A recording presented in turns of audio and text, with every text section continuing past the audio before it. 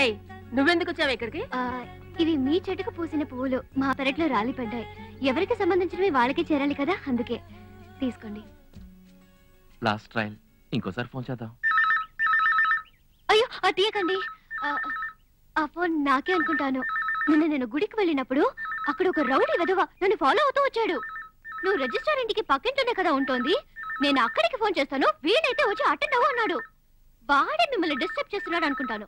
ఇప్పుడు చూడండి వాడిని ఏం చేస్తారా. హలో. ఏయ్ గాయత్రి, ఎంటర్ అయిపోయావా? ఎరా పనికి మాలిన వెధవా, ఇడియట్, రాస్కల్. ఏయ్ నేను కృష్ణని.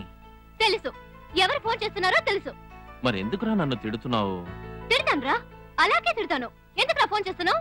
ఎప్పుడు నీ ఆలోచనేరా. చెప్పుతో కొడతాను. నా గురించి మీకేం తెలియాలి? అవును, అమ్మాయిల గురించి నువ్వేం అనుకుంటున్నావురా?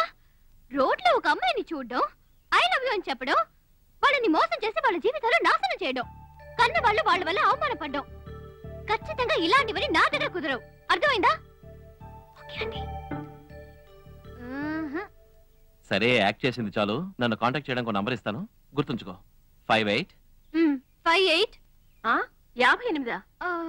58 కిలోలని నా వెయిట్ చెప్తున్నాడు. 30 30 ఏంటి? 30 నా నడుపు కొలత చెప్తున్నాడు.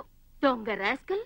152 152 152 సైజులో నీ దగ్గరే ఉంది. 152 సెంటీమీటర్లని నా హైట్ చెప్తున్నాడు బామ్మ. వాడి కళ్ళల్లో కారం కొట్ట. ఫోన్ పెట్టరా, చెప్పుతో కొడతాను. గాయత్రి, అతర కొట్టావు. ఇక మీద ఇలాంటి ఫోన్లు మీకు రావు.